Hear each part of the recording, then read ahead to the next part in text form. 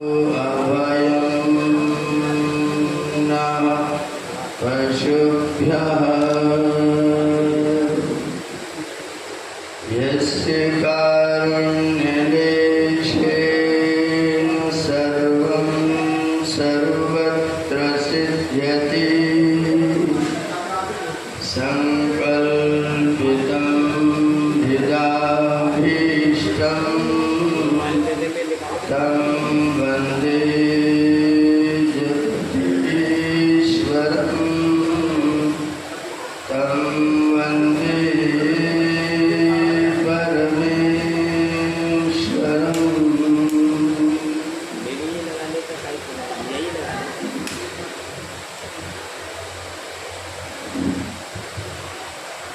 श्रीमान ओम प्रकाश जी, आर्य जगत के गौरव पूज्य पंडित श्री नरदेव आर्य जी,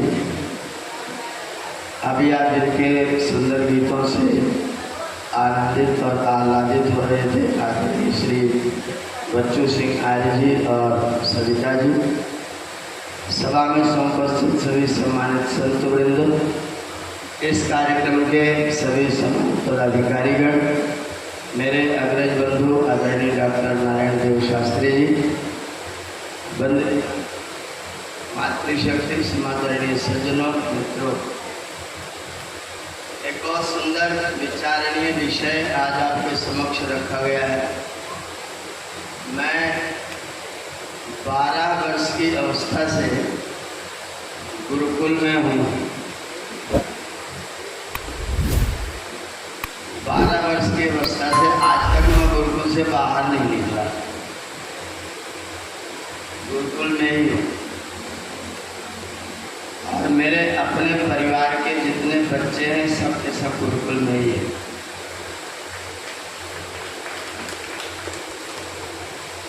इस कार्यक्रम को वेद वेदांग विद्यापीठ गुरुकुल आश्रम, ये YouTube चैनल का नाम है। आप इस कार्यक्रम को और ऐसे अनेक कार्यक्रमों को YouTube को खोल करके कभी भी सुन सकते हैं। और ये सारा YouTube पर इन वीडियोज़ को डालने का काम जो कर रहे हैं वो मेरे कनिष्ठ पुत्र हैं। मात्र 16 वर्ष की इनकी अवस्था है। गुरुकुल में कक्षा 11 के विद्यार्थी हैं। और आप अभी यहीं पर इनको लैपटॉप या कंप्यूटर दे करके बिठा दीजिए और हिंदी भाषा में कुछ भी बोलिए। जिस रफ्तार में अच्छा टाइप करने वाला व्यक्ति लेट टाइप करता है, उसी रफ्तार में आप हिंदी में बोलिए और ये संस्कृत भाषा में उसको तुरंत टाइप करके आपको देंगे। अवस्था है केवल 16 साल। 20 सितंबर को जन्मदिन मना के मैं यहाँ चला हूँ, गाड़ी पर बैठा। 20 सितंबर 2008 को इनका जन्म हुआ है और यहाँ आते समय जन्मदिन मना के तब हम लोग गाड़ी पर बैठे हैं। 16 वर्ष की उम्र में आप हिंदी में बोलिए, अपनी रफ्तार से आप हिंदी में बोलेंगे और वो उसको टाइप संस्कृत में करेंगे। अनुवाद साथ में होगा, उसमें गैप नहीं आएगा। ये योग्यता इनके पास में अभी है, इस समय है। अगर कोई कहे कि गुरुकुल पढ़ करके तकनीकी शिक्षा से रहित हो जाएंगे, तो ये उदाहरण मेरे साथ घूम रहा है। आज गुरुकुलों में तकनीकी शिक्षा से रहित कोई भी व्यक्ति नहीं है। हर गुरुकुल विधिवत बच्चों को कंप्यूटर पढ़ा रहा है। जिस गुरुकुल में मैं आदरणीय डॉक्टर नारायण देव जी पढ़े, उस गुरुकुल में हमारे ज़माने में कंप्यूटर का कोई दर्शन नहीं था। आज उस गुरुकुल में भी 26 कंप्यूटर लगे हुए हैं। बहुत बड़ा कंप्यूटर लैब बना हुआ है। बच्चे उस पर पूरा अपना हाथ साफ करते हैं, उसको चलाते हैं। मेरी अपनी कक्षाएं यहाँ से उठ करके मैं तुरंत अपनी कक्षा के लिए कल भी चला गया था, आज भी चला जाऊँगा। यहाँ से भी मैं ऑनलाइन अपनी कक्षा कंप्यूटर खरीद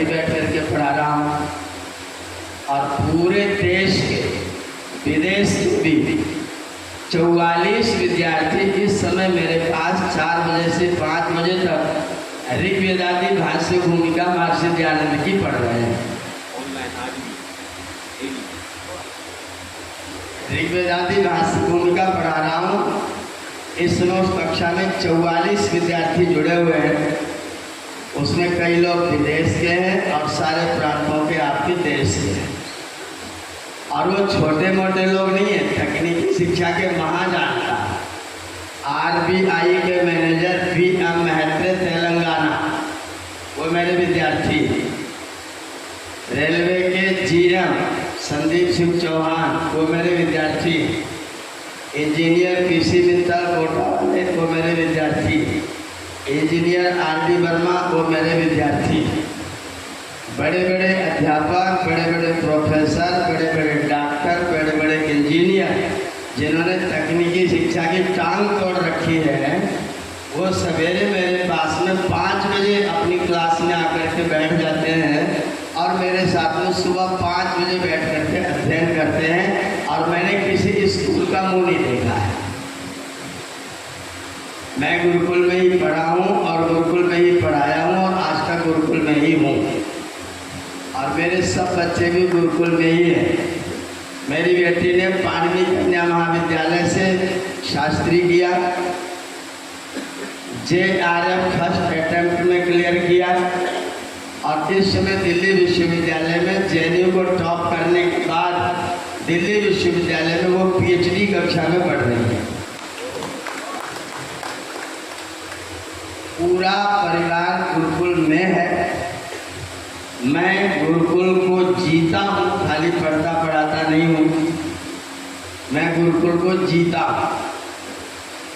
और हम लोगों को 2-3 बीमारियां अंग्रेजों ने दी हैं। 2-3 बीमारियां हैं। एक जो अंग्रेजों ने हमको ये दिया कि हर गोरी चीज, हर सफेद चीज अच्छी होती है। गुड़ खराब है, चीनी अच्छी है। रंग सफेद हो तो चीज अच्छी हो जाती है। लड़का अपना चाहे चिकन काला हो लेकिन बहू गोरी ही अच्छी होती है। ये बीमारी अंग्रेजों ने हमको आपको दे रखी है। एक और बीमारी आपको अंग्रेजों ने दी है। उन्होंने ये दिया है कि अंग्रेजी पढ़ा लिखा व्यक्ति ही समझदार होता है, बाकी सब बेवकूफ होते हैं। जिसने अंग्रेजी नहीं पढ़ा वो समझदार तो हो ही नहीं सकता है। ये आपको अंग्रेजों ने सिखा रखा है। अंग्रेजों ने एक और बीमारी आपको सिखाई है। काम करने वाला छोटा आदमी होता है और आराम करने वाला बड़ा आदमी होता है। जो मेहनत करे वो छोटा और जो आराम करे, मौज करे, वो अंग्रेजों की दृष्टि में बड़ा व्यक्ति है। और एक चौथी बीमारी और लगी है कि लोग क्या कहेंगे, क्या कहेंगे लोग। ये है बहुत बड़ा रोग। आप अपने कार्यों को अपनी सुविधा से करेंगे कि दूसरों के अनुसार करेंगे। आपको जो आपके स्वास्थ्य के लिए उचित है, क्या वो सबके लिए एक जैसा रहेगा? तो लोग क्या कहेंगे? लोग आपको देख करके अपने चश्मे में फिट करेंगे कि आपके चश्मे से आपको देखेंगे।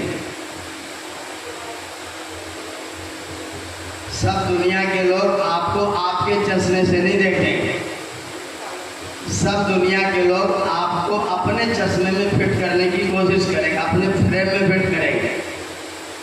और अगर आप उनके फ्रेम में फिट हो गए तो आप ठीक हैं। अगर उनके फ्रेम में फिट न हुए तो फिर आप एकदम खराब। मई का महीना था, मई का महीना, और मैं गुरुकुल में भूसा भंडार में भूसा भर रहा था दिन के 2 बजे। ये बात है सन 2009 में। दिन के 2 बजे मैं भूसा भंडार में भूसा भर रहा था। गुरुकुल में बच्चों का आर्यवीर दल का शिविर लगा हुआ था। एक गाड़ी में 7-8 लोग आए बैठ करके उन्होंने बच्चों से कहा कि आचार्य जी कहाँ हैं? बच्चों ने कहा उधर चले जाइए, गौशाला की तरफ वही मिलेंगे। वो लोग आए, मुझे भूसा करने भूसा भरते हुए देखा और घूम के लौट के चले गए। बोले भाई आचार्य जी कहाँ हैं? बच्चों ने कहा वही तो हैं। वो फिर घूमते हुए आए, राउंड लगा के गुरुकुल में भूसैले में आए। मुझसे कहा आचार्य जी कहाँ? मैंने कहा बताइए। बोले तुमसे क्या बताएं, आचार्य जी कहाँ? मैंने कहा तो फिर ढूंढ लीजिए आचार्य, मुझे मत बताइए, फिर आप ढूंढ लीजिए। वो फिर पूरा चक्कर काटने के लिए चले गए। लौट के फिर बच्चों ने यही भेज दिया। बोले भाई आचार्य पांडे जी कहाँ मिलेंगे? मैंने कहा बताइए। बोले पांडे जी से बात करनी, तुमसे क्या बताएं? मैंने कहा मैं ही हूँ भैया जिसको ढूंढ रहे हैं। बोले बाहर निकल के आइए। मैं बाहर निकल के आए तो बोले कि हम सोच रहे थे कि जो आचार्य होगा वो कुर्ता धोती पहन के कंधे पर गमछा रख करके छड़ी लेकर के कुर्सी पर बैठा होगा। मैंने कहा जो बैठा होगा वो आचार्य होगा कि स्टैच्यू होगा? जो कुर्सी पर कुर्ता धोती पहन के चुपचाप बैठा होगा वो आचार्य कैसे होगा? वो तो स्टैच्यू है, मूर्ति होगा कोई। बोले आचार्य मैंने कहा जो चलता फिरता रहे। आचार्य होगा तो बैठा हुआ कैसे मिलेगा? अब उनका चश्मा क्या है आचार्य को देखने का? कुर्ता धोती पहन के गमछा कंधे पर रखे छड़ी लेके कुर्सी पर बैठा है। और हमारा चश्मा क्या है आचार्य का? आचार्य, 3 शब्द हैं। आचार्य, आ माने पूरी तरह से, 4 माने चल करके, या माने जो दूसरे को जोड़ दे व्यवहार से, उसका नाम क्या है? आचार्य। जो स्वयं आचरण करके दूसरों को उस आचरण से जोड़ दे उसका नाम क्या है? और वो क्या कहते? बैठे रहो तो आचार्य है। तो उनके चश्मे का आचार्य कौन है? जो बैठा रहे। और हमारे चश्मे का आचार्य कौन है? जो चलता फिरता रहे, जो कुछ न कुछ कर रहा हो। हमने सिखा रखा है कि जो व्यक्ति काम करता है वो छोटा है, जो आदमी आराम करता है, कुछ नहीं करता, खाली बातें बनाता रहता है, वो बड़ा है। गुरुकुल शिक्षा को 90% लोग समझते ही नहीं होती क्या है। गुरुकुल माने लोग जानते ही नहीं। वो लोग गुरुकुल माने स्कूल पूछते हैं। गुरुकुल माने स्कूल नहीं होता। गुरुकुल माने एक कुल होता है, कुल। अब मैं पूछूंगा कुल माने क्या है तो आप दूसरा बताने लग जाएंगे। कु का मतलब होता है दुर्गुण, ला का मतलब होता है लीन हो जाए। जिसमें जाने से दुर्गुण लीन हो जाए उसका नाम क्या है? कुल। आपका जो परिवार है उसका भी नाम कुल है। क्यों है? क्यों है? क्योंकि उसमें कोई एक दूसरे की बुराई नहीं देखता, बुराई को पीछे कर देता है, अच्छाई देखता है, इसलिए कुल बना रहता है। जिस दिन बुराई देखेगा उसी दिन कुल टूट जाता है। जब भाई भाई में बेईमानी देखना शुरू करता है तो कुल टूट जाता है। जब बेटे को लगता है कि पिताजी करते तो कुछ नहीं, खाते बहुत हैं, 3000 रुपए की तो दवा खा जाते हैं, तो मैंने ऐसे कुल देखे जहाँ पिताजी माताजी अलग रोटी बनाते हैं, बहू रानी अलग रोटी बनाती है। वहाँ कु खत्म, लोगों ने बुराई देखना शुरू कर दिया, कुल समाप्त हो गए। जहाँ जाने पर बुराइयाँ समाप्त हो जाएं, अगर वो गुरु का कुल है तो उसका नाम क्या है? गुरुकुल। और गुरुकुल पढ़ने पढ़ाने का काम नहीं करता, ध्यान रखिएगा। गुरुकुल पढ़ने पढ़ाने का काम नहीं करता। और आप भी मेरी बात को मान जाएंगे। ये बताइए जो व्यक्ति पढ़े लिखे उसका नाम क्या होना चाहिए? पाठक या स्नातक? बोलिए। जो पढ़े लिखे उसका नाम पाठक की स्नातक क्या होना चाहिए? पाठक। और जब निकलता है विद्यालय से तो क्या बन के निकलता है? पाठक की स्नातक। पढ़ने गया था कि नहाने गया था? स्नातक माने नहाया हुआ, पाठक माने पढ़ा हुआ। आप विद्यालय से निकलते हैं तो नहाए हुए कि पढ़े हुए? सब स्कूलों में से पाठक निकलते हैं, गुरुकुलों में से स्नातक निकलते हैं। गुरुकुल में से नहा धो के निकलते हैं। जब गुरुकुल में विद्यार्थी जाता है तो आचार्य ही उसका माता पिता सब कुछ होता है। बच्चा बीमार हो जाए तो कौन देखेगा? कई रातें हम लोगों की व्यतीत हो जाती, बच्चों को गाड़ी में लेकर के अस्पताल में चक्कर काटने में। कई बार रात भर गाड़ी में लेकर के जनपद में नहीं ठीक हुआ तो सुल्तानपुर जाना, वहाँ भी नहीं ठीक हुआ तो लखनऊ जाना, और रात को जाना है तो रात को ही गाड़ी लेके निकल जाना। गुरुकुलों में जो पढ़ाई पढ़ाई जाती है वो किताब की नहीं होती, वो पढ़ाई जीवन की होती। और जिस व्यक्ति ने जीवन की पढ़ाई नहीं पढ़ा, मैं उसको पढ़ा लिखा मानता नहीं हूँ, मैं उसे साक्षर मानता हूँ बस। और साक्षर को उल्टा कर दीजिए तो क्या बनेगा? साक्षरा विपरीताश्चेद राक्षसा एव केवलम विपरीतोपि सरसा सरसत्वम न मुंचति। सरस को उल्टा करो तो क्या बनेगा? सरस। और साक्षरा को उल्टा करेंगे क्या बनेगा? जो साक्षर है उसको पढ़ा लिखा मत मानिएगा। जिसने जीवन की पढ़ाई नहीं पढ़ी उसको पढ़ा लिखा मानने की कोई जरूरत नहीं है। हम सब माता पिता लोग जितने भी यहाँ बैठे हैं, सब के सब ये सोचते कि मेरा बच्चा कितनी जल्दी कमाना शुरू कर दे।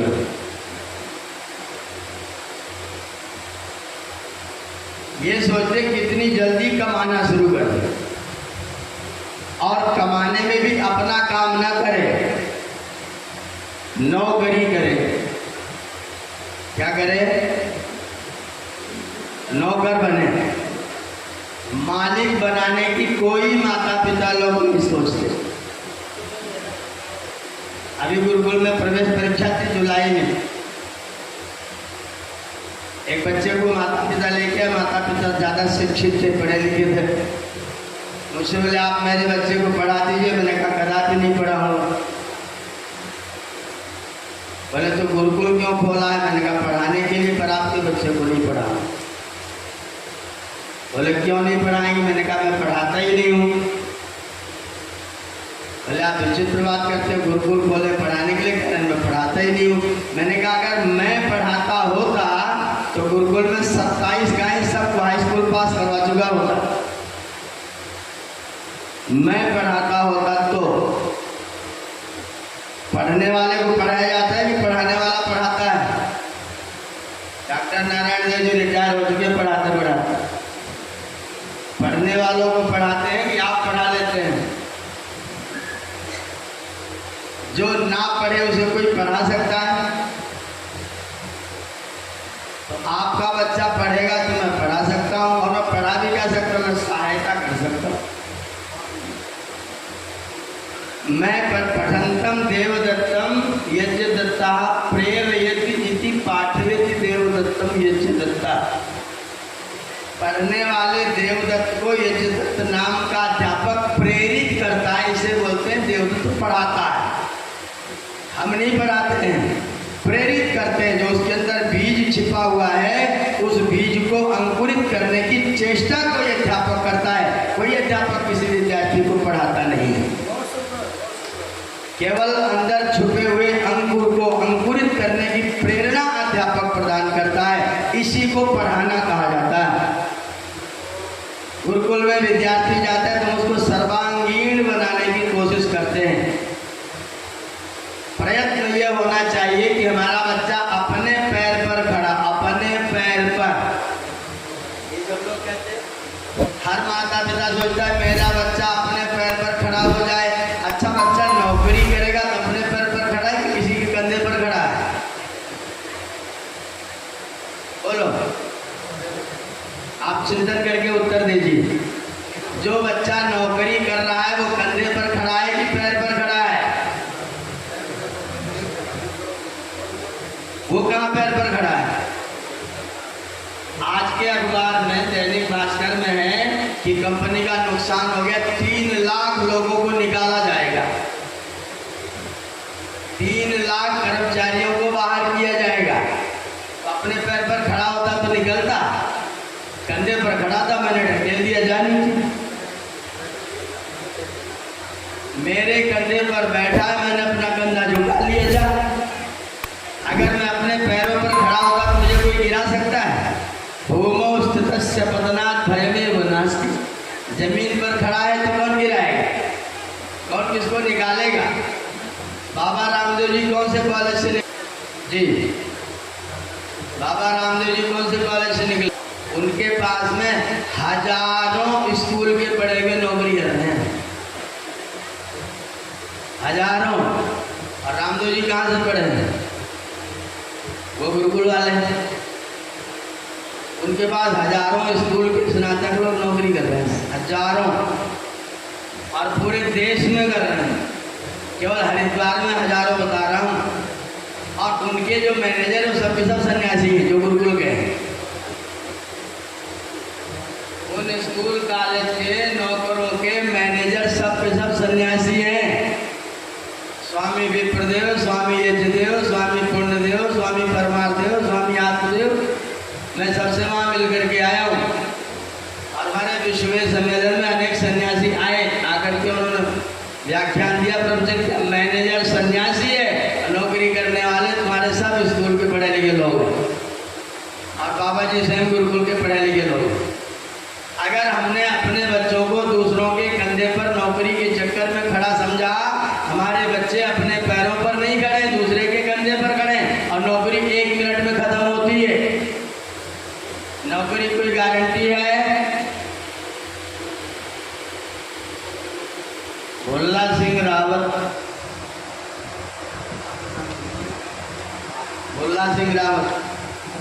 मथुरा के थे, इंटर कॉलेज के हिंदी के प्राध्यापक, गुरुकुल में बहुत आते थे, कवि थे वो।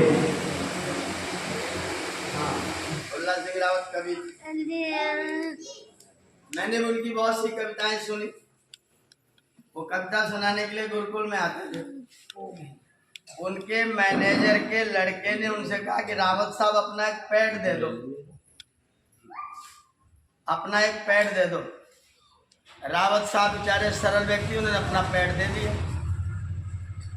उस पैड पर मैनेजर के लड़के ने लिख दिया कि मैं अपने व्यक्तिगत कारणों से विद्यालय में काम करने में असमर्थ हूँ, इसलिए कृपया मुझको छुट्टी दिया जाए। मैनेजर के लड़के ने लिख लिया, खुद मुहर मार के साइन कर दिया, मैनेजर का अप्रूवल हो गया, और भोला सिंह रावत को विद्यालय से निकाल दिया गया, रिटायर कर दिया गया। चले गए कोर्ट में। जब वो कोर्ट में चले गए तो उनको गोली मार दी। ये सब जानी पहचानी खूब घटना है। अपने पैरों पर खड़े हैं तो दूसरे की नौकरी, दूसरे के पेट पर इस्तीफा लिखा जाएगा क्या? मैं सब माता पिता लोगों से हाथ जोड़ के निवेदन करता हूँ, अपने बच्चों में इस बीमारी को बंद कर दीजिए कि मेरे बच्चे को नौकरी चाहिए। मेरा बच्चा अपने पैर पर खड़ा हो, वो सामर्थ्य अपने बच्चों को पैदा करने की कोशिश करिए। अगर आप वास्तव में अपने बच्चों को शिक्षित देखना चाहते हैं और अपने जीवन में सुखी रहना चाहते हैं बच्चों से, तो बच्चों को नौकरी करने वाला बनाने के बजाय स्वतंत्र कार्य करने वाला अपने बच्चों को बनाइए। आपका बच्चा जो भी कार्य करे लेकिन स्वतंत्र करे, और आपका बच्चा किसी की नौकरी करके उसका काम ना बढ़ाए। आपका बच्चा अपना काम बढ़ाए, उसमें दूसरे लोगों को नौकरी में लगाए।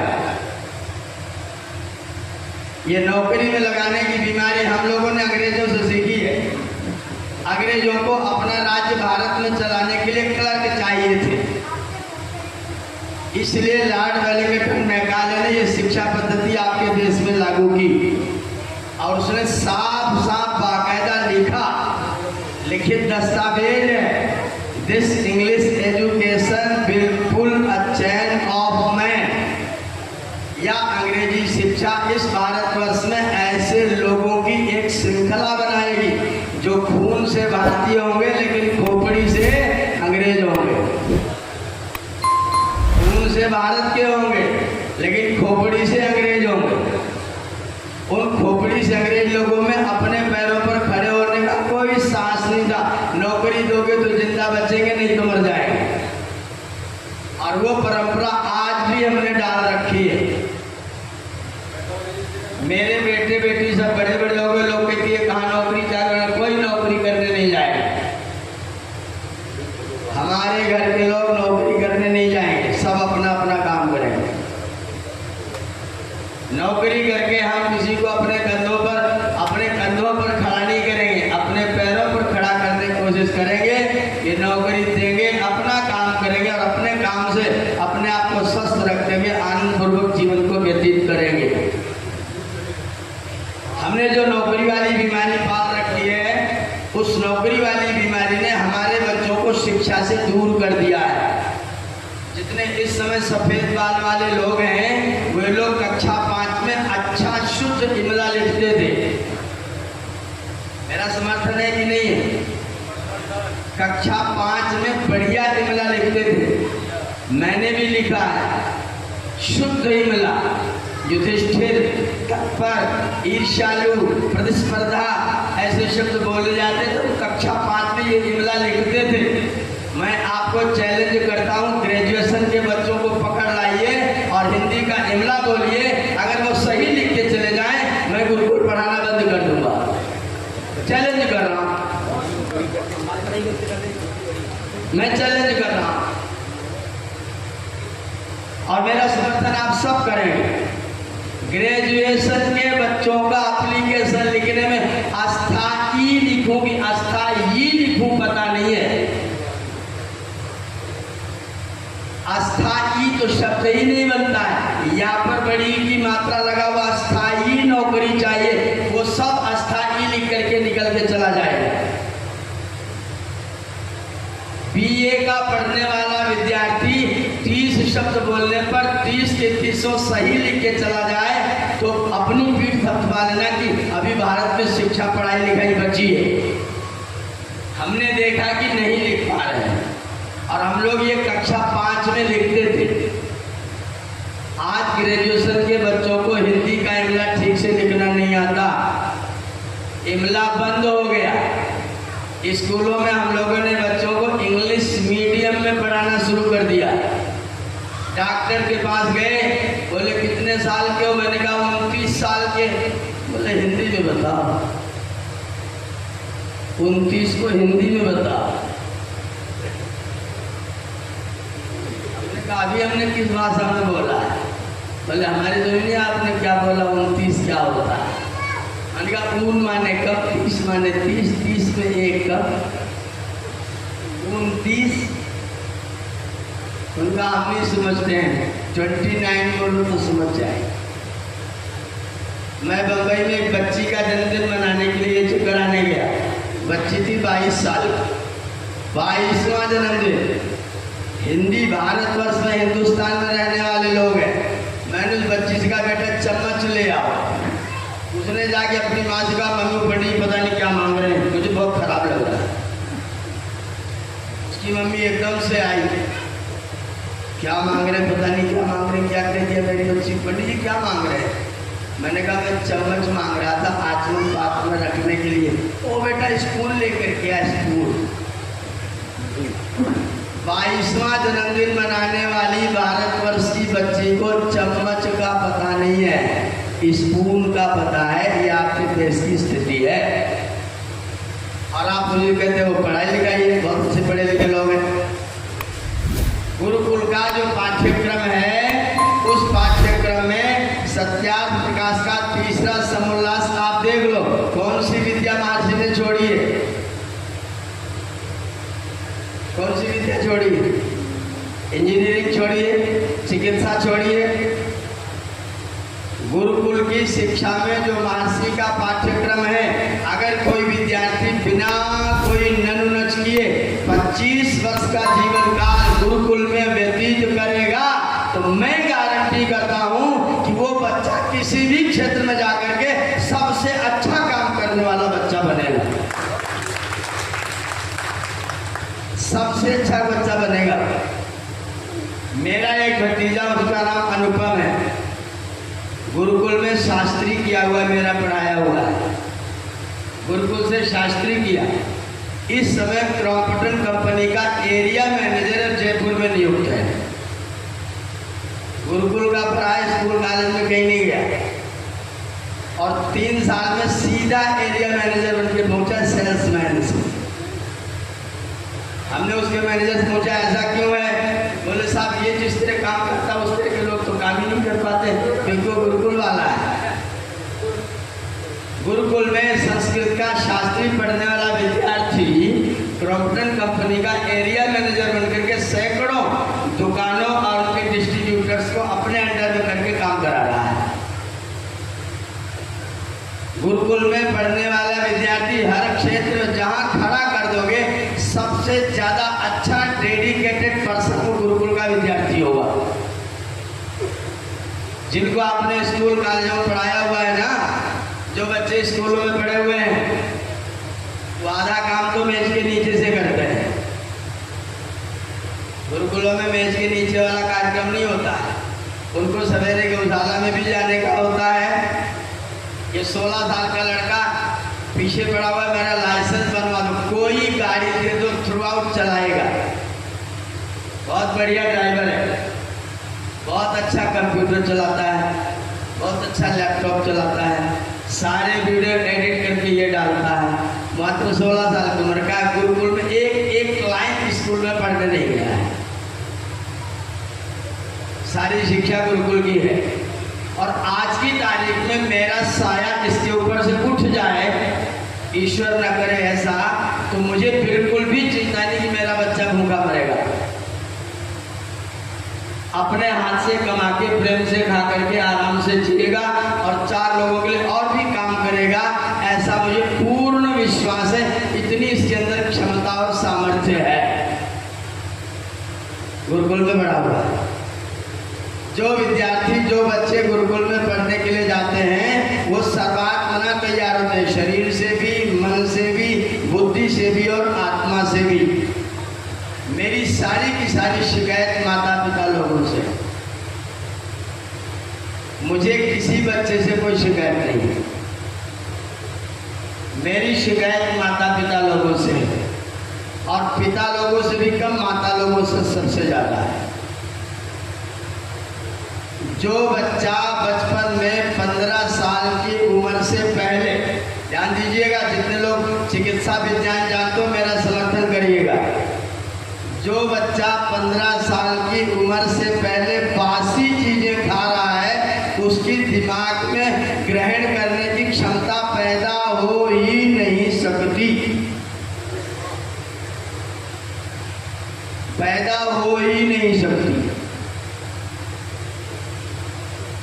आचार्य वाग्भट्ट ने आपका अष्टांग हृदय ग्रंथ में लिखा है कि चक्की में आटा पीसने के बाद अधिकतम 7 दिन खाने के योग्य रहता है, उसके बाद सीधा फेंकने के योग्य हो जाता है। आपका शक्ति भोग कितने दिन बाद आपके घरों में आता है?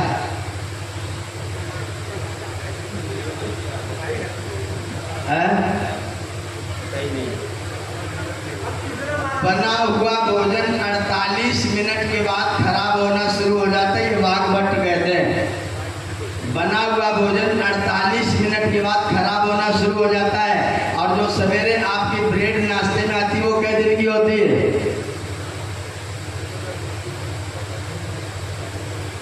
आज की जो हमारी नई पौध है ना, इसको माता के हाथ का बना हुआ भोजन अच्छा, और माता जी भी सवेरे बनाने का झंझट कौन मोल ले, 10 रुपया ले, ब्रेड ले आ, दूध में चाय में डुबा के खा के जा। माता जी का भी बवाल खत्म, झंझट खत्म। वो सड़ी हुई ब्रेड, 3 दिन पहले का मारा हुआ आटा, उस आटे में फफूंद बिना बनाए वो फूलता ही नहीं है। उस आटे की बनी हुई ब्रेड जो बच्चा नाश्ता करेगा, उसका दिमाग इंजीनियरिंग में वेद पढ़ने में लगेगा क्या? वो बच्चा अनेक विद्याओं को ग्रहण कर पाएगा क्या? माताओं, हाथ जोड़ के निवेदन करता हूँ, बच्चों को बासी भोजन खिलाना बंद कर दीजिए। बाजार का बना हुआ कुरकुरा जितना भी है, ये सब का सब बच्चों के सत्यानाश का कारण है। युवावस्था में जिस व्यक्ति के सिर में दर्द हो, जान लेना उसके घर का भोजन टोटल बिगड़ा हुआ। युवावस्था में अगर किसी बच्चा कहे कि मेरे सिर में दर्द हो रहा है, तो जान लेना वो बच्चा सड़ा हुआ भोजन खा रहा है। और ऐसा बच्चा जो सड़ा हुआ भोजन खाएगा, वो बच्चा अनेक विद्याओं में ज्ञानी बनेगा क्या? महर्षि ने कहा 3 वर्ष में व्याकरण पढ़ ले, 1 वर्ष में निरुक्त पढ़ ले, 2 वर्ष में सब दर्शन पढ़ ले, इतने दिन में गणित पढ़ ले, इतने दिन में विज्ञान पढ़ ले, इतने दिन में इंजीनियरिंग पढ़ ले, इतने दिन में मेडिकल पढ़ ले, और 25 साल पढ़ते पढ़ते उसे जहां खड़ा कर दो वही पैसा कमा ले। ये महर्षि की शिक्षा व्यवस्था है। 25 साल उम्र में जहां खड़ा कर दो वहीं से पैसा कमा, ये गुरुकुल की शिक्षा है। और नहीं तो आप प्रयोग करके देख लो, मेरे ऊपर ही प्रयोग करके दो। मुझे मैदान में, घास के मैदान में खड़ा कर दो, मैं आपको पैसा कमा के दिखा दूंगा। घास के मैदान में इतनी दवाइयां परमात्मा ने रख रखी हैं, हम लोग जानते हैं क्या? पुनर्नवा घाट में बिछा हुआ पहचानते हैं क्या? शाह देवी पहचानते हैं क्या? रेयर में कोई लोग जानते होंगे। आपके स्कूल के बच्चे तो कदापि नहीं जान सकते, कदापि नहीं जान सकते। और मैं उन दवाइयों से आपको पैसा कमा के दिखा दूंगा, बीमार आदमी को तुरंत ठीक कर दूंगा। घास पात से मैं आपको ठीक कर दूंगा। किसी भी बच्चे को चोट लगे, आप दूब हरी हरी नोच लो, नोच करके मुंह में चबा लो, मुंह में चबा के जब उसकी लुगदी बन जाए तो घाव पर रख करके कपड़े से बांध लो, पकेगा नहीं और खून तुरंत बंद हो जाएगा। दूब का ये गुण है। मैंने सैकड़ों बार प्रयोग करके देखा, आप चाहो तो प्रयोग करके देखो। मुंह में चबा डालो, उसमें राल से उसकी लुगदी बना दो और रख दो। तेज खून नस में से अगर खून बह रहा है, वहां तक दाब के बांध देना, दूध तुरंत आपके खून को बंद करेगी और पकने कदापि नहीं देगी, घाव जल्दी से भरेगा। धूप आपके अगल बगल में कुल घूमती रहेगी, चारों तरफ लगी है। किसी व्यक्ति को गर्मी हो रही, पित्त बढ़ रहा हो, शीशम की पत्ती 4-5 देख उसको ना चबा डालो। बहुत गर्मी से व्याकुल व्यक्ति को 5 पत्ती शीशम की चबा दो, जुकाम होना शुरू हो जाए, गर्मी की बीमारी खत्म हो जाए। परमात्मा ने इतनी सामर्थ्य व्यक्ति को दे रखा है, अगर उसकी बुद्धि का ठीक प्रयोग कर दिया जाए तो व्यक्ति भूखा तो मर ही नहीं सकता। माता पिता सोचते ना हमारा बच्चा करेगा क्या, अरे उसे घास के मैदान में डाल दो तो कमा करके दिखा देगा वो। इतनी औषधियां चारों तरफ बिखरी पड़ी, इतनी दवाइयां आपकी, सब झाड़ झंकार, ये सब दवाइयां हैं, सब परमात्मा ने औषधियां बना रखी हैं और हम उनको जानते हैं। किसी व्यक्ति को नींद ना आती हो, रात को छटपटाता उठ के चल पड़ता हो, अपा मार के चिरचिटा उखाड़ करके उसकी जड़ कैंची से काट के उसके तकिया के नीचे रख दो, अगले दिन से प्रेम से सो जाएगा, बिल्कुल नहीं जगेगा, बिल्कुल नहीं बड़बड़ाएगा।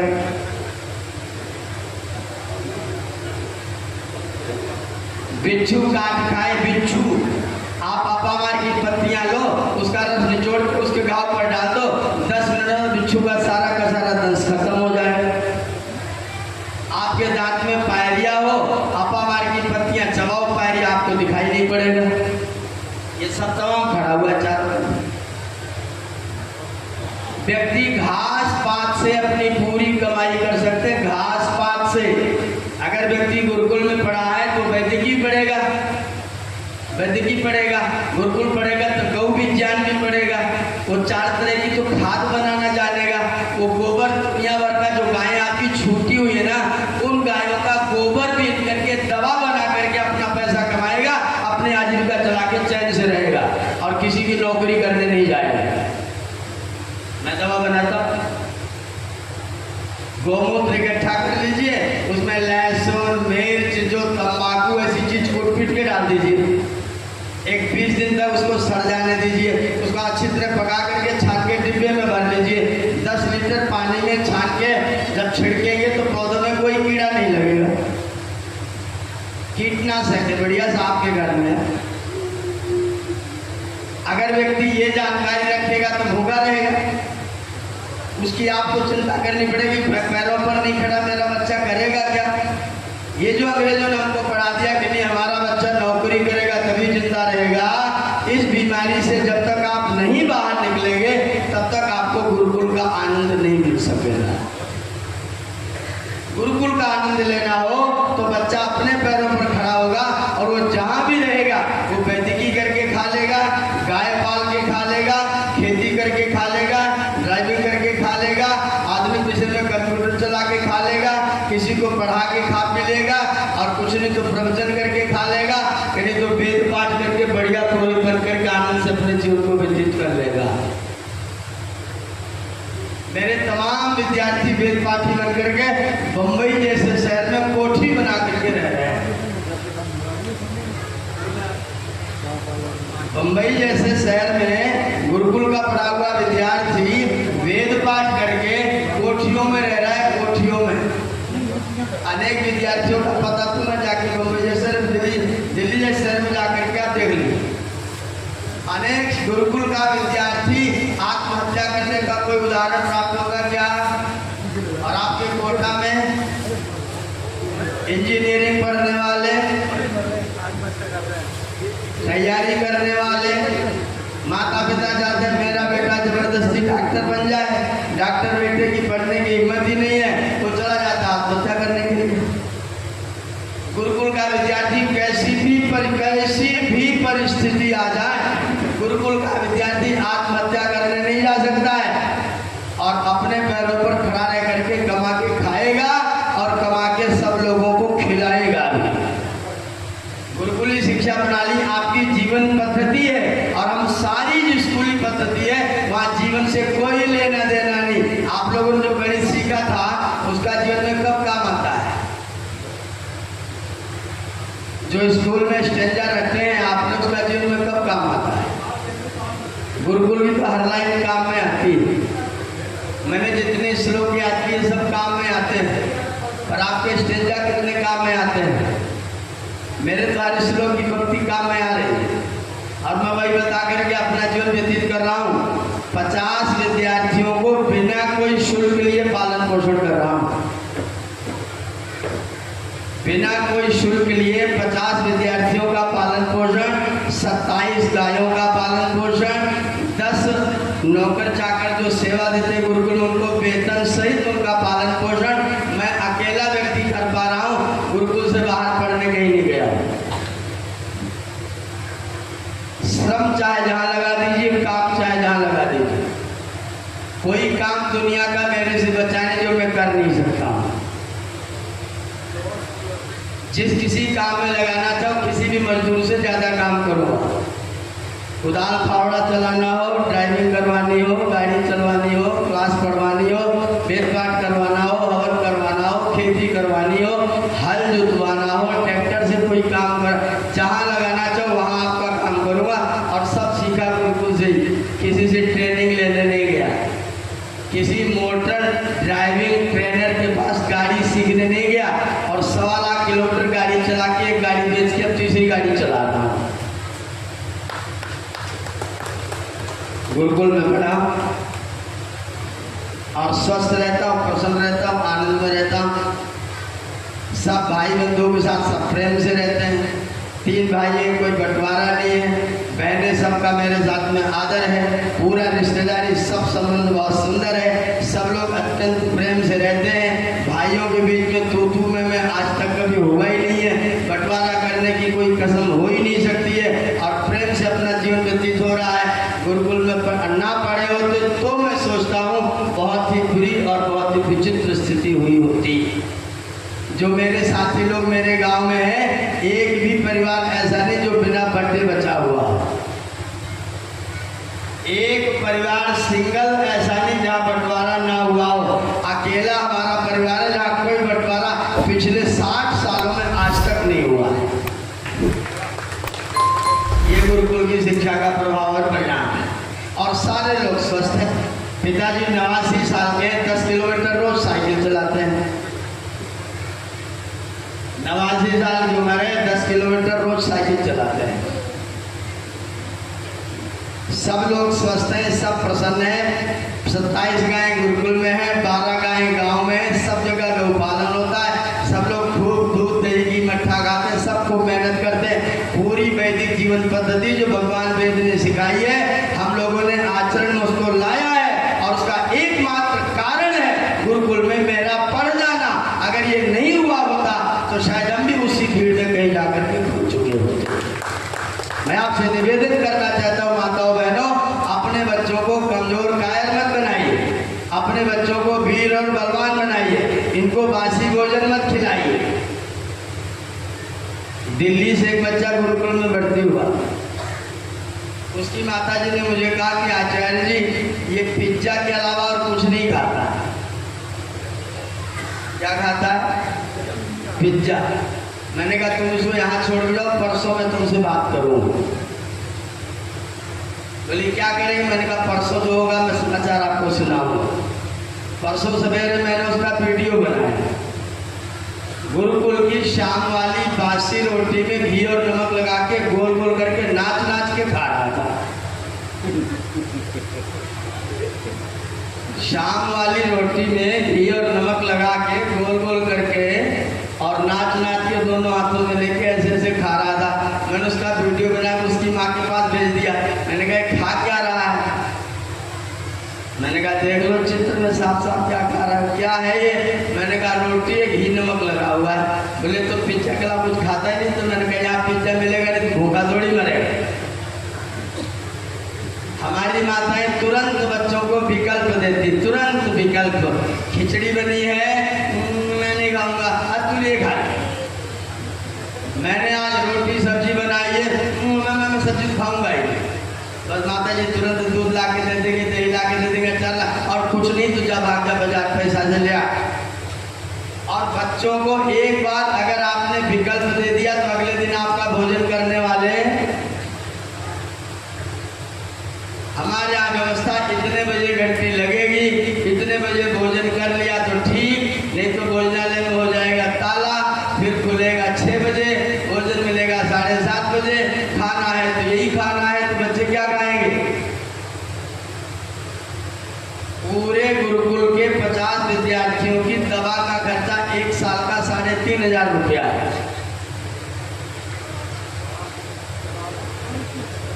कितना? 3,500। उसमें से भी ज्यादा चोट लगने का, क्योंकि पहलवानी और कहीं कहीं लगाए, ज्यादातर पट्टी बांधने का और सुई लगाने का है। जो घाव हो जाता है तो पट्टी बांधने का दर्द का होता है। पूरे गुरुकुल का दवा खर्चा 3,500। मैं हिसाब करने डॉक्टर के पास गया तो डॉक्टर बोले आचार्य जी किसी और के पास दवा कराते हैं क्या? मैंने कहा नहीं, आप अकेले डॉक्टर हो गुरुकुल के। बोले तो बहुत कम है। मैंने कहा मैं समझता हूँ ये ज़्यादा, इतना भी नहीं होना चाहिए, इतना भी नहीं होना चाहिए था। बच्चा बीमार है क्यों? क्योंकि हमने उसका पेट साफ करने की कोई जुगाड़ की नहीं, और खाने का सामान क्या क्या दे रखा है? मैदा पेट की आंतों में जा करके चिपकता है, बाहर आराम से निकलता नहीं है। आंतों की जो सतह से पानी जहाँ गिरता है वहाँ काई जम जाती है ना, ऐसे ही मैदा जो है वो आंतों में काई बन करके चिपक जाता है, और फिर उसमें से वो निकलता नहीं है। और जब बुखार चढ़ता है तो फिर तियारा बनता है, फिर टाइफाइड बनता है, क्योंकि वो आंतों में काई बन करके चिपका हुआ है, वो निकलता ही नहीं है। हमारे पूर्वज लोग मसूर की दाल मसूर की रोटी, उड़द की दाल उड़द की रोटी, मक्के की रोटी, चने की रोटी। और बीमार कम होते थे कि ज़्यादा? अब लोग ज़्यादा बीमार हैं कि पहले होते थे? अस्पताल अब ज़्यादा हैं कि पहले थे? डॉक्टर अब ज़्यादा हैं कि पहले थे? दवाइयाँ अब ज़्यादा हैं कि पहले थी? और बीमार अब ज़्यादा हैं कि पहले हैं? तो अस्पताल बना के क्या किया आपने? जितने अस्पताल उतने बीमार, जितनी ज़्यादा दवाइयाँ उतने ज़्यादा बीमार। पहले हमारे पास दवाइयाँ नहीं थी, हम स्वस्थ थे। किस लिए स्वस्थ थे? क्योंकि हमारा खाना पीना ताज़ा था। अब हमने जो बीमारी पाली बासी खाने वाली, खासतौर पर बच्चों के साथ, 15 साल से पहले वाले बच्चों के साथ जो हमने बासी खिलाने की परंपरा डाली है, ये कुरकुरे कुरकुरे जो पैक होकर के आता है ना, आधा प्लास्टिक आधा अनाज, ये जहर है, जहर।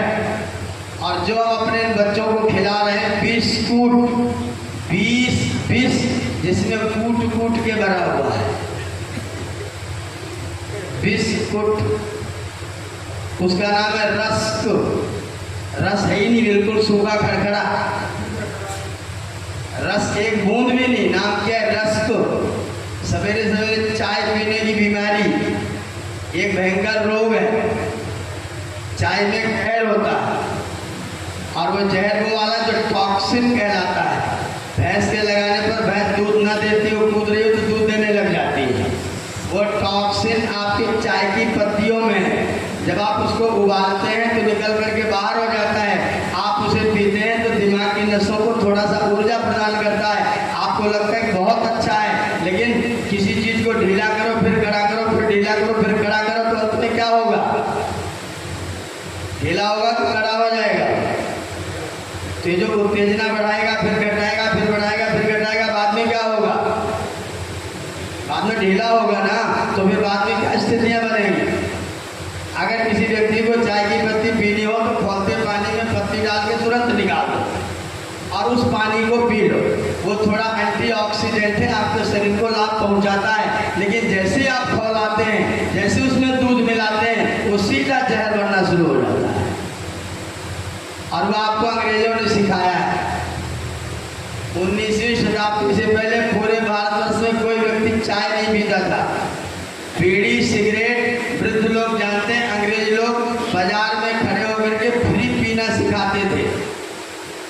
चाय अंग्रेज फ्री पिलाता था, आपको बुला बुला करके आपको सिखाता था तुम भी पिया करो। और उसने बीमारी आपको लगा दी और आपका वो अब शौक बन गया है। मैं किसी घर जाता हूँ, लोग कहते क्या पिएंगे? मैंने कहा पानी पिला दो। बोले चाय? मैंने कहा बिल्कुल नहीं, आप मेरे मित्र हैं ना। बोले हाँ है तो मित्र। मैंने कहा तो फिर शत्रुता क्यों कर रहे हैं? अपने घर में मित्र को बुला के जहर क्यों पिला रहे हैं? मित्र है तो मित्र पिला दो, पानी पिला दो। बोला इतना दूध तो बहुत, मैं दूध मांग ही नहीं रहा भैया, मैं तो तुम पानी पिला दो मुझे। मैंने तुमसे दूध का मांगा, मुझे दूध पिला दो, आप मुझे पानी पिला दो। पानी से ज़्यादा अच्छी दवाई और कोई है क्या? आपा प्रणीत भेदजम वरुथम तन्वे मम, क्या मंत्र है? आपा प्रणीत भेषजम, ये जो जल है वो दवाई है। वरुथम तन्वे मम, ये मेरे तनु के लिए, मेरे शरीर के लिए कवच है। ये आपको पानी पिलाने में संकोच लगता है, चाय पिलाने में अच्छा लगता है। और चाय के साथ एक और रोग है, नमकीन ऑर्डर देते खाने के लिए। नमक का दूध के साथ क्या संबंध है जी? नमक का दूध के साथ क्या संबंध है? सीधा सीधा कोढ़ पैदा करने का साधन है। दूध वाली वस्तुओं के साथ नमक खाना कोढ़ पैदा करने की जुगाड़ है। ब्रेन को ढीला करके ब्रेन की चेतना को नष्ट करना और ब्रेन की नसों को सुखा देने का काम करता है। किसी डॉक्टर से बुला करके बैठ करके पूछ ले। ये जो हम लोगों ने खान में, इसलिए इसकी चर्चा कर रहा हूँ क्योंकि हम गुरुकुल में शास्त्र पढ़ाना चाहते हैं और शास्त्र पढ़ने के लिए तो मेधा की आवश्यकता है, बुद्धि की आवश्यकता है, चिंतन की आवश्यकता है। विरजानंद जी के पास में 14 विद्यार्थी पढ़ते थे। स्वामी जी भी पढ़ने के लिए गए। दरवाजा खटखटाया तो विरजानंद जी ने अंदर से कहा कौन है? तो स्वामी जी ने क्या कहा? यही तो जानने आया। और बाकी लोगों ने क्या कहा था? मैं अमुक भंवर लाल हूँ, मुझे पढ़ा दो। मैं पढ़ने आया हूँ। तुम कौन हो? मैं अमुक हूँ। तुम कौन हो? मैं अमुक हूँ। मैं अमुक हूँ, मैं अमुक हूँ, मैं शुचिसत हूँ, मैं शुचिसत नहीं हूँ। ये तो शरीर का नाम है। मैं वो कहा तो स्वामी जी ने कहा मैं तो जानता नहीं मैं कौन हूँ, यही तो मैं जानना चाहता हूँ कि मैं कौन, इसीलिए मैं आपके पास आया हूँ। जब व्यक्ति ने ये उत्तर दिया तो गुरु जी ने कहा इसका मतलब जिसकी मैं तलाश कर रहा था पिछले 50 सालों से, अब वह विद्यार्थी मुझको प्राप्त हो गया है। अपनी अंधी आंखों से बिरजानंद जी रोते थे कि कोई मुझको शिष्य नहीं मिला। अलवर के राजा ने कहा कि मुझको मनुस्मृति पढ़ा दो। स्वामी जी ने कहा बिल्कुल पढ़ा दूंगा, लेकिन पाठ 4 बजे माने 4 बजे शुरू होगा। अगर 4:05 को तुम्हारी कभी आई तो पाठ कैंसिल, और जिस दिन तुम पिछला पाठ याद करके नहीं सुनाओगे उस दिन पाठ कैंसिल। तैयार हो? बोले हमारा बिल्कुल पढ़ूंगा। 3 दिन पाठ पढ़ पाए। राजा अगले दिन पालकी लेट आई, स्वामी जी ने मना कर दिया मैं नहीं पढ़ाऊँ। स्वामी जी पढ़ने के लिए गए, पढ़ोगे? बिल्कुल पढ़ेंगे। बोले खाने की व्यवस्था अपने आप कर लेना, मेरे पास कुछ नहीं खाने पीने का। बोले वो मैं कर लूँगा, उसकी बात आप छोड़ दो। बोले अगर पाठ दोबारा पूछ लिया तो गुरुकुल से निकाल दूंगा। अगर दोबारा पूछा कि कल वाला आज बता दो तो गुरुकुल से निकाल दूंगा, फिर नहीं पढ़ाऊंगा। रोज का पाठ रोज नहीं सुनाओगे तो अगले दिन का पाठ नहीं होगा। और जितनी किताबें सबको ले जाके यमुना में फेंक के आओ, और जो याद हो उसको भूल के आओ। मेरे सामने मत कहना कि अमुक किताब में तो ऐसा लिखा है, आप ऐसा क्यों बता रहे हैं।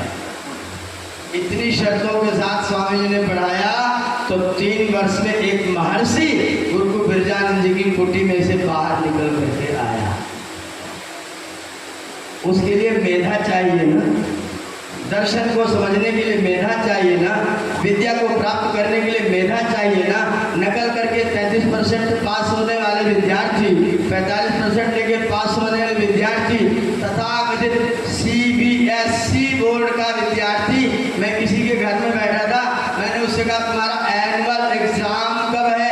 उसने कहा बस 3 दिन बाद शुरू होगा। मैंने कहा जरा किताब लाओ तुमसे पूछूं। मैंने उससे पहला पाठ पूछा, वो बच्चा बोला आप तो पहला पाठ पूछ रहे हैं। मैंने कहा तो? बोले हमारे एनुअल एग्जाम में लास्ट वाले केवल 3 ही पाठ आएंगे। आप लोगों के एनुअल में 3 ही पाठ लास्ट वाले आते थे क्या? हैं? केवल लास्ट के 3 पाठ एनुअल एग्जाम में होते थे क्या? कि पूरी किताब होती थी? और आजकल CBSE वालों का क्या होता है?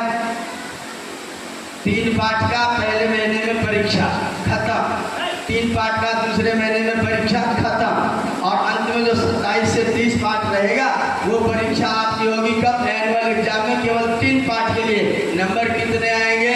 95%। CB का साले प्रसाद में नंबर बांटते हैं। और सोचते हमारा बच्चा बहुत बुद्धिमान है, बड़ा पढ़ा लिखा है, 95% लेकर के पास हुआ है। हमने गुरुकुल ला के उसकी परीक्षा लिया तो 33% भी नहीं ला पा रहा है। प्रथम श्रेणी में CBSE का पास हमारे प्रारंभिक प्री टेस्ट में आकर के 33% में भी लटक गया। हमने कहा क्या हुआ? बोले आप लोग तो ये सब पूछते हो। मैंने कहा पूछा क्या है? मैंने पूछा था वर्णमाला में कुल कितने अक्षर हैं। मैंने पूछा था दीर्घ स्वर कौन कौन से हैं लिखो, स्वरों के कितने भेद हैं लिखो, व्यंजनों में कितने वर्ग हैं लिखो। ये सवाल थे। हाई स्कूल टॉपर को इन सवालों के जवाब में 33% भी नहीं आया। दीर्घ स्वर कौन कौन से हैं अटक गए, कुल कितने स्वर हैं अटक गए, व्यंजनों में कोई वर्ग भी है इनको पता ही नहीं है, और पढ़ के आए हाई स्कूल पास। ये तो हमारे प्राइमरी में लोग जानते थे। हम लोग 2.25 का पहाड़ा पढ़ते थे ना, आपने पढ़ा होगा। आज के बच्चे जानते हैं 2.5 माने क्या होता है? 2 1 जा 2, 2 2 जा 4, 2 3 जा 6। कह दो उल्टा सुनाओ तो बेहोश। मैं कॉलेज में गया, डिग्री कॉलेज में, मैंने कहा आप लोगों को वर्णमाला आती है? सब हंसने लगे, बोले क्यों नहीं आती है? मैंने कहा चलो सुनाओ। बोले का खा गा गा गा चा चा जा जा या ठा ठा ठा ठा ना ता ता ता ता ना। मैंने कहा ऐसे नहीं, तुमको एक ही वर्ग का पहला दूसरा तीसरा चौथा पांचवा नहीं, प्रत्येक वर्ग का पहला पहला अक्षर सुनाओ। काचा टा ता पा, काचा टा ता बा, गाजा टा ता बा, गाजा टा ता बा, नया नमा, ऐसे सुनाओ। बगल को नहीं सुनाओ, ऊपर से नीचे को सुनाओ। पूरा कॉलेज फेल, पूरा कॉलेज फेल। काचा ऐसे नीचे को चलो ना, वो इधर क्यों जा रहे हैं? बाएं से दाएं क्यों जा रहे? ऊपर से नीचे आओ ना। काचा टतबा, काचा टतबा, गजा टतबा, गजा टतबा, मयण नमा, यारा नवशा सासा छत्रज। ये काचा टतबा सुनाने पूरा कॉलेज में विद्यार्थी फेल, अध्यापक भी। अध्यापक उंगली गिर कैसे होगा ये ऊपर नीचे, तो बहुत मुश्किल का रहा। अगर इतनी अच्छी बुद्धि होगी तो शास्त्र कितना आएगा, मेधा कितनी होगी। आप एक एक विद्यार्थी को एकांगी बना के क्या क्या पढ़ाएंगे? गुरुकुल की विद्या एकांगी विद्या नहीं होती है, गुरुकुल की विद्या सर्वांगी विद्या होती है। और गुरुकुल की विद्या में विद्यार्थी जीवन की शिक्षा प्राप्त करता है, जो जीवन के किसी भी मोड़ पर बिना घबराए, बिना रुके, बिना झुके और बिना अपने आप को दलित किए, बिना अपने आप को गलत रास्ते पर ले गए, सही रास्ते पर जीवन को निष्ठापूर्वक संचालित करने की सामर्थ्य गुरुकुल की शिक्षा के पास में आज भी है। माता पिता लोग सोचते हैं गुरुकुल पढ़ा देंगे तो बाबा बन जाएगा, ये कपड़ा पहन लिया तो सोचते बाबा बन जाएगा। मैंने कहा कि अगर आपके घर में बाबा रामदेव जी आ जाए तो क्या करोगे? मार के भगा दोगे? क्या करोगे? बोले साहब आदर करेंगे, सम्मान करेंगे, पैर छुएंगे, दक्षिणा देंगे। मैंने कहा तुम्हारा लड़का बाबा बन जाए तो? रामदेव जी बाबा बन जाए तो पैर छुएंगे, दक्षिणा देंगे, आदर करेंगे, सम्मान करेंगे, और तुम्हारा लड़का बाबा बन जाए तो क्या हो जाएगा? कोई नुकसान होगा? अरे ईश्वर करे रामदेव जैसे बाबा हमारे सब बच्चे बन जाए, पूरी दुनिया आकर के कदमों में चरण स्पर्श करेगी। भाई साहब रामदेव जैसे बाबा अगर हमारे सब बच्चे हो जाए ना, तो अमेरिका के लोग नौकरी करने भारतवर्ष में आएंगे, जर्मनी यहाँ आकर के पानी भरेगा, रशिया वाले यहाँ से आकर के हमसे सीख जाएंगे हवाई जहाज कैसे उड़ाया जाता। वो हमने किया है, वो हम कर सकते हैं। मेरा हाथ जोड़ के पहला निवेदन है, गुरुकुल के विषय में भ्रम को बंद कर दीजिए। ये मत सोचिए गुरुकुल का विद्यार्थी करेगा क्या, इसकी चिंता करने की आपको जरूरत नहीं है। दूसरी बात, गुरुकुल का विद्यार्थी सर्वांगीण होता है, वह हर क्षेत्र में बिना रुके अपने कार्यों को कर सकता है और आपके जीवन को अवश्य सुखी रख सकता है। मेरे विद्यार्थी, मैंने जिनको पढ़ाया है, ऐसे अनेक विद्यार्थी हैं, लेक्चरर हैं, प्रोफेसर हैं, अच्छा काम कर रहे हैं। यहाँ भी भरतपुर के भी विद्यार्थी हैं, मेरे पढ़ाए विद्यार्थी, धर्मदेव, योगेंद्र, वे लोग मेरे पूरी तरह से मेरे पढ़ाए विद्यार्थी हैं। दिल्ली विश्वविद्यालय का भागाध्यक्ष मेरा अपना विद्यार्थी है। मेरे अपने विद्यार्थी अच्छे अच्छे पदों पर कार्य कर रहे हैं, वो सब गुरुकुल के पढ़े लिखे हैं। ये भ्रम भूल जाए गुरुकुल पढ़ करके करेगा क्या, इसकी जिम्मेदारी अगर आप गुरुकुल के आचार्यों को सौंप दें तो गुरुकुल का आचार्य आपको एक श्रेष्ठ नागरिक बना करके देगा। ये मैं आपके समक्ष गारंटी करके प्रस्तुत करता हूँ। आपने मेरी बात ध्यानपूर्वक सुनी, आपका बहुत बहुत धन्यवाद करते हुए आज के दिन इस समय के लिए अपनी वाणी को विरमित करूँगा। आशा करता हूँ कि आप गुरुकुल के प्रति प्रेम करेंगे। हमारे गुरुकुल का उत्सव है 2 से 5 नवंबर। मैं आपको निमंत्रित करता हूँ, वहाँ आइए, वहाँ के बच्चों को देख लीजिए कि बच्चे क्या क्या कैसे कैसे करते हैं, किस तरह का कार्य करते हैं। 2 से 5 नवंबर पर्चा यहाँ पर है। आदरणीय भगवंत जी गुलसारा वालों ने गुरुकुल के लिए कुछ सहयोग राशि हमको प्रदान की है, मैं आपका धन्यवाद करता हूँ। और आप सब लोगों को निमंत्रित करता हूँ कि आप आएँ, गुरुकुलों को देखें और गुरुकुलों को समृद्ध करें, क्योंकि गुरुकुलों के बच्चे आर्य समाज की जो सुरक्षा प्रदान करेंगे वो आर्य समाज के प्रचार से न हो सकेगा, वो तो गुरुकुल में पढ़ करके ही जो विद्यार्थी बनेगा वो तैयार होकर